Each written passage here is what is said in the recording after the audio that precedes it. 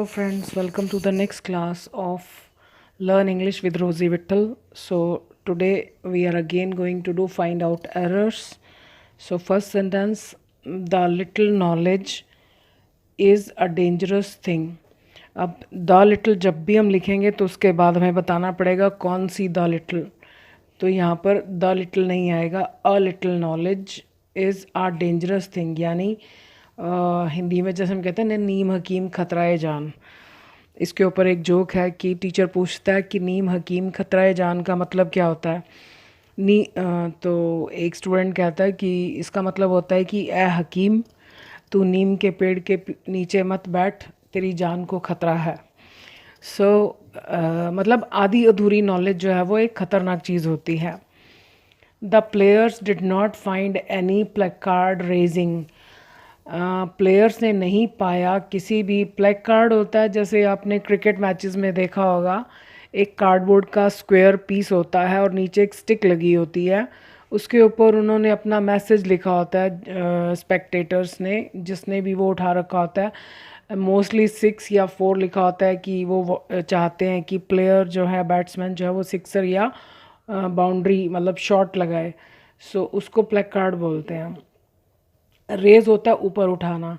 तो प्लेयर्स ने नहीं पाया किसी भी प्लेकार्ड को ऊंचा उठाते हुए। अब इन दोनों में क्या रिलेशन है कि जो ये काम है उसको ये नहीं कर सकता, बल्कि इसके दो ही सिचुएशंस होती हैं कि या तो इस नाउन ने इस काम को करना है या फिर इसके साथ होगा। तो एक्चुअली इसको उठाया जाएगा, तो it should be passive voice. और ऑब्जेक्ट के बाद जब हमने ऑब्जेक्ट को कुछ करते या होते हुए देखा तो वी यूज़ प्रेजेंट पार्टिसिपल। तो यहाँ पर बीइंग रेज्ड आएगा। The players did not find any placard being raised. Would that she were not enter in the room. काश, काश वो किसी कमरे काश वो कमरे में एंटर ना करे।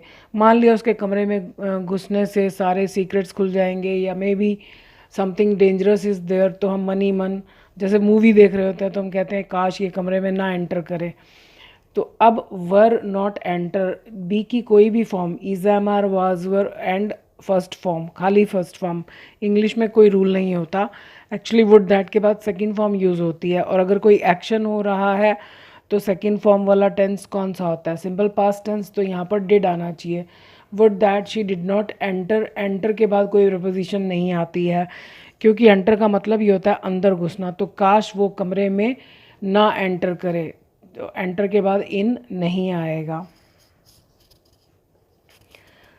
But for the fear of punishment, but for का मीनिंग अब हम अच्छी तरह जान गए कि अगर ये चीज़ नहीं होती पास्ट में, तो अगर पनिशमेंट का डर नहीं रहा होता पास्ट में, they would perpetrate the atrocious crime. Perpetrate हमेशा बुरे कामों के लिए आता है, जैसे कमिट आता है करना, तो परपिट्रेट का मतलब ये होता है करना। एंड एट्रोशियस मीन्स गंदा, घिनौना, बैड। ये थोड़ी लाइट सेंस में भी यूज़ हो सकता है, जैसे गंदी आदतें। सो परपेट्रेट द एट्रोशियस क्राइम। अब ये पास्ट की बात कर रहा है और ये भी उसी से रिलेटेड है कि अगर उस समय पनिशमेंट का डर नहीं रहा होता तो दे वुड हैव आना चाहिए, they would have perpetrated the atrocious crime. Every room should spick and span. Spick and span का मतलब होता है साफ़ सुथरा, यानी हर कमरा बिल्कुल साफ़ सुथरा होना चाहिए। अब इसमें वर्ब मिसिंग है। जब भी हम सब्जेक्ट के बारे में बताते हैं कि वो कौन है, क्या है, कैसा है, तो बी की कोई ना कोई फॉर्म ज़रूर होनी चाहिए। अगर हमें फिर भी समझ में नहीं आ रहा तो शुड को निकाल कर इसको बिल्कुल सिंपल सेंटेंस बनाते हैं।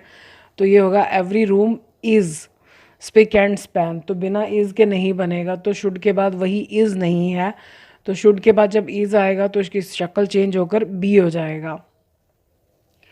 The little knowledge which is imparted. अब आप देखो यहाँ पर हमने द लिटिल नॉलेज लिखा था, तो उसके बाद हम ये नहीं बता रहे थे कौन सी लिटिल नॉलेज, लेकिन यहाँ हम बता रहे हैं the little knowledge which is imparted in the class always stands in good stead. Stand in good stead का मतलब होता है हमेशा काम आना, मुसीबत के वक्त कोई चीज़ अड़े वक्त में काम आना। सो द लिटिल नॉलेज, जो थोड़ी बहुत नॉलेज, कौन सी? अब द लिटिल, द फ्यू के बाद WH फैमिली नहीं आती, that. The little knowledge that is imparted. अब इसमें क्या है कि दैट ही हमारा सब्जेक्ट है तो हम उसको निकाल नहीं सकते। अगर हमारा सब्जेक्ट यहाँ पर कोई और होता तो हम विच या दैट नहीं भी लिखते तो चलता।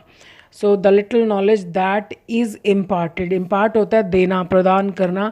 ये रिस्ट्रिक्टिवली यूज़ होता है, मतलब जैसे नॉलेज देना, ट्रेनिंग देना, इसको आप हर जगह देना के लिए यूज़ नहीं कर सकते हैं। So the knowledge that is imparted in the class, जो नॉलेज क्लास में दी जाती है, ऑलवेज स्टैंड्स। अब ये स्टैंड्स क्यों आ रहा है? क्योंकि सब्जेक्ट नॉलेज है। स्टैंड्स इन गुड स्टड, वो हमेशा काम आती है आगे चलकर। The less the buses the more the crowd, यानी जितनी कम बसेस उतना ही ज़्यादा भीड़। जिस चीज़ को आप काउंट कर सकते हैं, 1 2 3 4 लगा सकते हैं, उसके साथ लेस नहीं आता, फ्यू। तो फ्यू की comparative degree fewer. The fewer, FEWER, the fewer the buses are. अब यहाँ पर हमने वर्ब भी नहीं लगाया, sorry. The fewer the buses are the more the crowd is, यहाँ पर भी इज़ आना चाहिए। अब मैंने आपको बताया था कि जब हम किसी चीज़ की संख्या या मात्रा बताते हैं तो केवल मोर आता है, और उसके बाद यदि उसके फ़ौरन बाद यदि सब्जेक्ट आता है तो वी पुट द। अगर ये क्राउड हमारा सब्जेक्ट नहीं होता, सब्जेक्ट कोई और होता, तो फिर हम ये द नहीं लगाते, फिर हम सीधा कहते the more crowd. So the more the crowd is. Such students, ऐसे students who do not abide by, abide by का मतलब होता है ओबे, फॉलो, पालन करना, ये नियम कानून के लिए आता है। द स्कूल रूल्स, स्कूल के नियमों का जो पालन नहीं करते हैं, should be taken to task. Take to task का मतलब होता है किसी की खबर लेना, यानी उसको डांटना, फटकारना या सज़ा देना, जो भी मतलब एक्शन लेना किसी के खिलाफ। ऐसे स्टूडेंट्स जो स्कूल के नियमों का पालन नहीं करते, सच के बाद WH फैमिली कभी भी नहीं आती। आपको हु लिखना है, विच लिखना है, उसकी जगह एज आएगा। सो सच स्टूडेंट्स एज। अब यहाँ पर डू नॉट ही आएगा क्योंकि ये इसकी बात ही हो रही है, स्टूडेंट्स की ही बात हो रही है। So such students as do not abide by the school rule should be taken to task. अब ये पैसिव वॉइस है, ठीक है, कि स्टूडेंट्स की खबर ली जानी चाहिए। शी स्पीक्स लेस, वो बोलती है कम, कम बोलती है। लेस्ट की कहीं, she would not commit some mistakes, ताकि वो कोई गलतियां ना कर दे। लेस्ट के बाद वाले पार्ट में शुड आता है और नॉट कभी भी नहीं आता, बट इसका मीनिंग हमेशा नेगेटिव होता है। Lest she should commit some mistake आना चाहिए, मिस्टेक्स नहीं आना चाहिए कि कहीं उससे कोई गलती ना हो जाए। So lest she should commit some mistake. Some एक के लिए भी आता है, हम ये नहीं कह रहे कि वो कुछ गलतियां ना कर दे, कोई गलती ना कर दे, तो सम मिस्टेक आना चाहिए यहाँ पर। और लेस्ट के बाद शुड आता है, नॉट लिखा ही नहीं जाता है, बट इसका मीनिंग हमेशा नेगेटिव होता है। सो आई होप आपको ये वीडियो अच्छी लगी होगी, बहुत कुछ सीखा होगा, कुछ रिवाइज भी किया होगा। सो अगर वीडियो अच्छी लगी हो तो ज़रूर शेयर कीजिएगा जिनके लिए यूज़फुल हो सकती है। I wish you all the best. Thank you for watching this video.